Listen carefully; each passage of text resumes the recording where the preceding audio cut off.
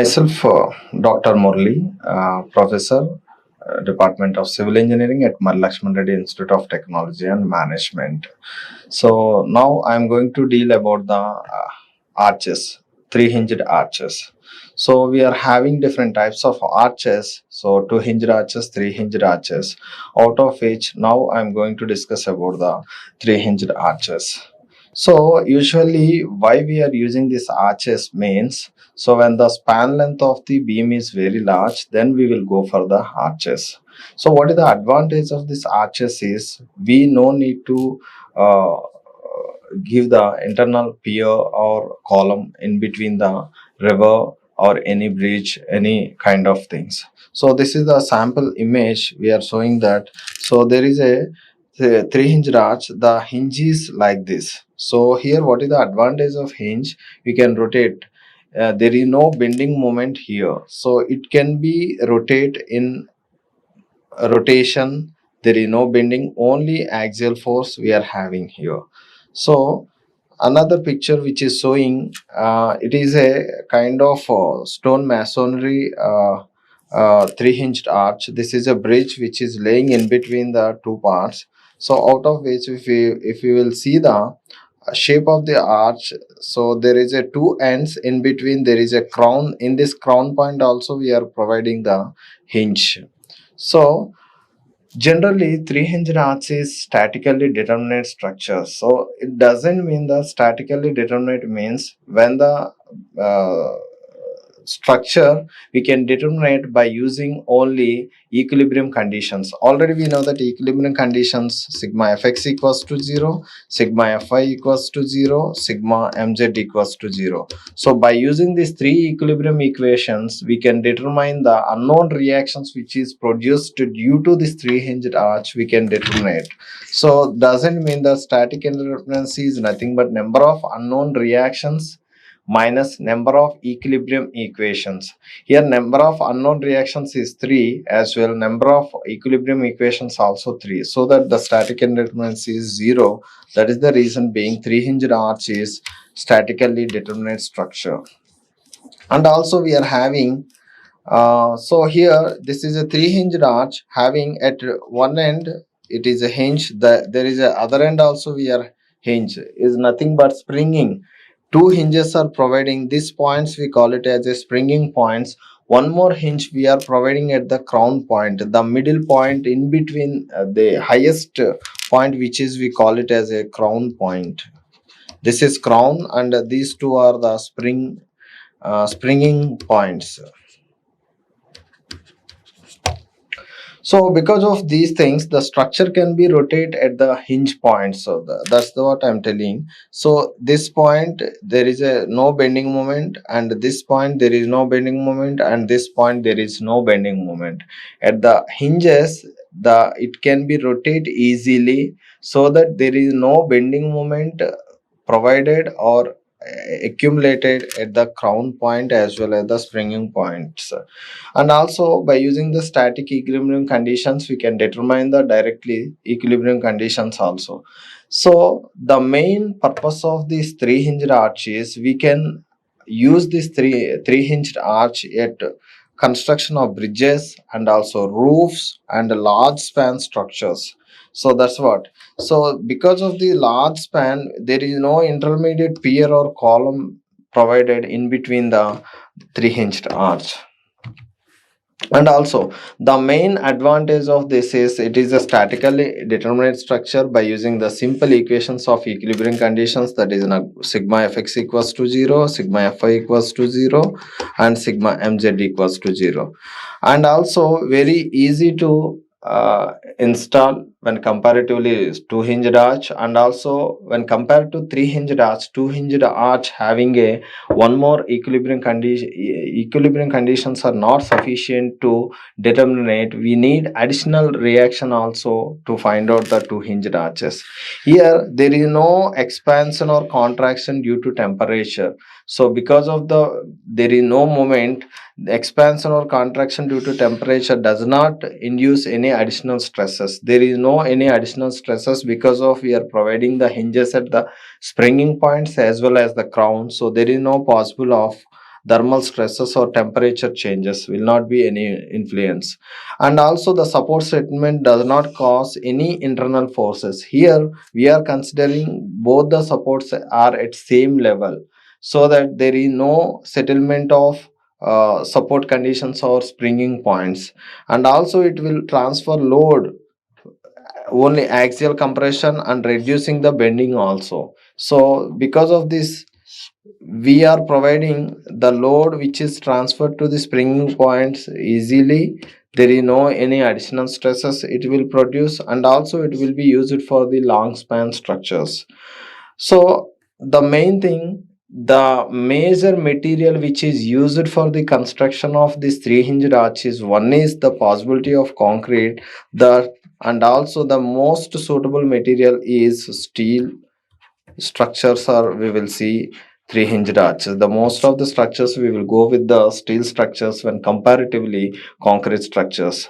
If you go back to the ancient era in the Roman period, actually this is constructed by using the stone masonry arches. If you will see the construction even nowadays also in few bridges, we will see the stone masonry, the shape of the arch, and at the springing point and at the crown point we will notice the three-hinged arches.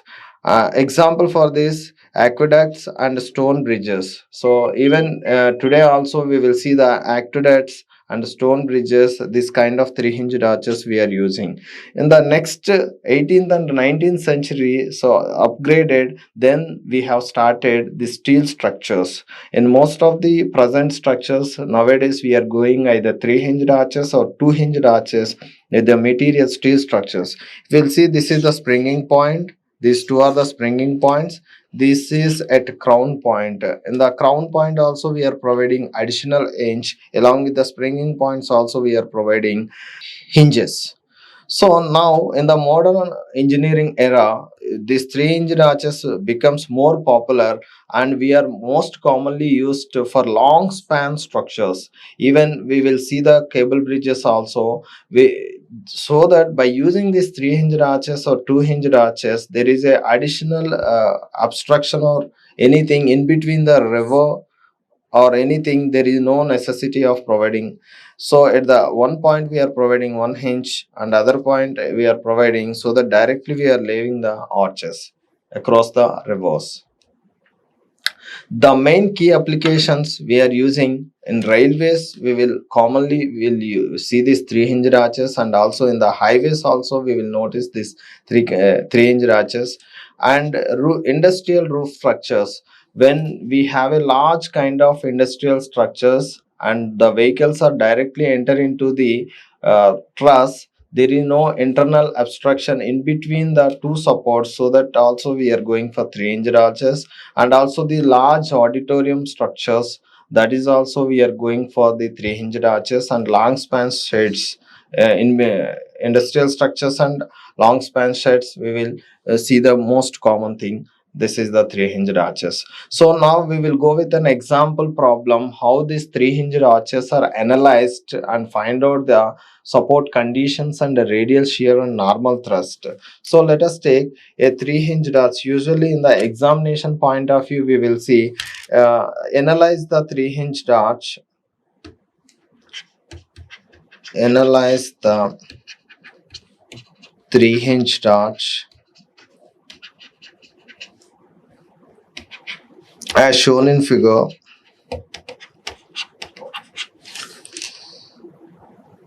Analyze the three-hinged parabolic arch. Here also we are having circular arch, parabolic arch, semicircular arch. This kind of things also we are having when comparatively shape. And when coming to the support conditions, we are having two-hinged arch and three-hinged arch. Here we are considering the shape parabolic arch. So by using, so find out the, analyze the three-hinged parabolic arch as shown in figure. Find out the support conditions. Find out the support conditions. So now we will see there is a three-hinged arch having a span length of L and a central rise. This is called a central rise having a height H, and also it carries a uniformly distributed load. This is another hinge having a W per meter length. So first of all, we will find out the support conditions. This is support A and this is another support B and this is the support C. So first initially we will treat this is a beam. So by how the beams are analyzed, the similar kind here also we can analyze. So first of all, step 1, given data. So in the given data, we have a span length L and a central rise H, and we have a load UDL, W per meter run length. So now what we will do is, first of all, we will find out the support conditions by using equilibrium conditions. We have a equilibrium conditions.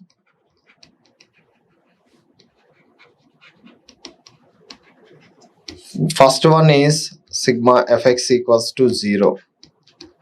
So for sigma fx equals to 0, here for hinge having a two reactions. So usually hinge having two reactions. One is vertical reaction, second one is the horizontal reactions. So fx and fy, we are having two reactions. Here the moment is 0. For hinge there is no rotation, so that it is obviously mx is 0. So we have two reactions. So obviously for this hinge there is a vertical reaction. Let us say Ra, and this is Ha. This is support A. So moving to here, this is the RB and this is HB, and we have a load W per meter run length. Or so here horizontal equilibrium condition, if I am applying, what is the meaning of sigma fx equals to 0? Sum of all the reactions from the left side is equals to the sum of all the reactions from right side. So all the reactions here left side is Ha only. So all the reactions from right side HB, Ha minus HB equals to 0. So that Ha equals to HB. Then Ha equals to HB, obviously we can equate to the H. Similarly, another equilibrium condition we have, that is sigma Fi equals to 0.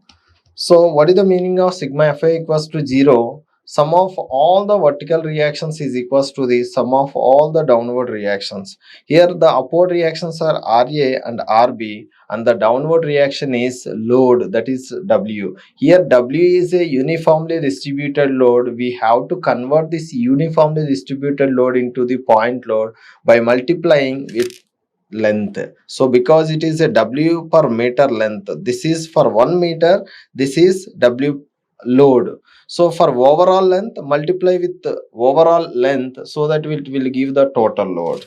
So Ra, one of the upward reaction, and Rb also another upward reaction. What is the downward reaction here is W is a only for meter length. I want total load, so that multiply with the overall length, that is W. So Ra plus Rb equals to W into L. Here there are two unknowns, Ra and Rb. I need additional equation to get the answer of Ra and Rb reactions. We have one more equilibrium conditions, that is sigma m z equals to 0. Here at A it is a hinge, moment is 0, and also at B also a hinge, here also the moment 0. I can pick any one of the joints, so that I will get the answer. So I'll take sigma ma equals to 0, moment at support A equals to 0. So if I'm considering at A, I'll consider from the B. So all the loads or all the moments which are at A equals to 0. Here Rb is a anti-clockwise. Here the sign convention, run right side upward negative. If right side upward negative means downward positive. So if right side downward positive, left side downward negative. If left side downward negative, upward is positive. And also the moment sign convention, sagging. Sagging means positive, smiling. Hogging, negative, crying. And also the clockwise, if we consider the clockwise positive and anti-clockwise negative. So by using these conditions, I can find out minus, this is the anti-clockwise RB which is acting anti-clockwise, minus RB into the span length which is here is L, RB into L. Next, HB, it is a directly passing through the point A. There is no perpendicular distance, so that HB is 0. Then the load W into, convert the uniformly distributed load into point load, W into L into, which is acting at the middle, into L by 2. Then I'll get the moment. So it is a clockwise. So W into L into L by 2. And HA is 0, RA is 0, so that equals to 0. So that RB into L equals to WL square by 2. So L cancel. Therefore, RB equals to WL by 2. So I got RB value. Substitute this RB value. Substitute RB value in equation 1. So that is RA plus RB equals to WL. So therefore RA equals to WL minus RB, which is WL by 2. WL minus WL by 2. So that RA is also WL by 2. I got the two reactions, that is RA and RB. Two reactions I got. One more reaction I want, HA and HB also, which is acting at this point, because it is a hinge. So that I need to find out the two reactions also, HA and HB. To find out the HA and HB, here we have a one condition in three-hinged arch. In overall three-hinged arch, we have to consider only one portion, either left portion or right portion we will consider. So for finding this HA and HB, finding HA and HB, that doesn't mean H. We will consider either left portion or right portion.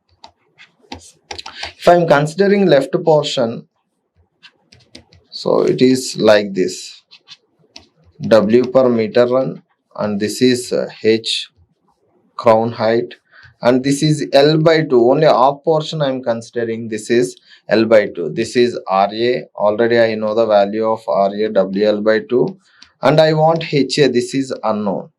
So it is a hinge. This point is C. So earlier, to find out RA and RB, I have considered at A and B, any A or B. Now to find out the HA and HB, I have to consider at point C. The reason being, if I am considering at A or B, it will directly 0. There is no perpendicular distance. If I am considering at C, HA into, there is a perpendicular distance, H is also available, so that we can determine HA. That is the reason being, we are considering only one portion, either left portion or right portion. There is no ambiguity here. If you will consider left also, the same answer you will get. If you will consider right also, the same answer you will get. If I am considering at C, moment about at C equals to 0, so that doesn't mean RA, which is acting in the anti-clockwise, minus RA into the perpendicular distance is L by 2, and HA, which is acting in clockwise direction, HA into the perpendicular distance is H. And also there is a additional load, we have a W, which is also acting in anti-clockwise direction, clockwise direction, that is W into L by 2 into L by 4 equals to 0. So then by calculating, I'll get the answer. RA is already WL by 2 into L by 2 minus plus HA into H equals plus WL square by 8 equals to 0. So this is WL square by 4 plus W minus WL square by 8 plus HA into H equals to 0. So if I am considering, therefore HA equals to WL square by 8H. So HA equals to WL square 8H, it is equals to the HB also, so that is equals to the H. So already we have determined RA and RB. Now I have determined the HA and HB, so that the overall all the support reactions I have determined.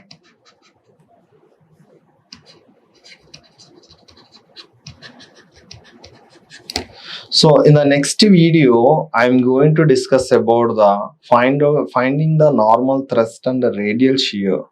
Here up to I have determined the support reactions for a parabolic arch.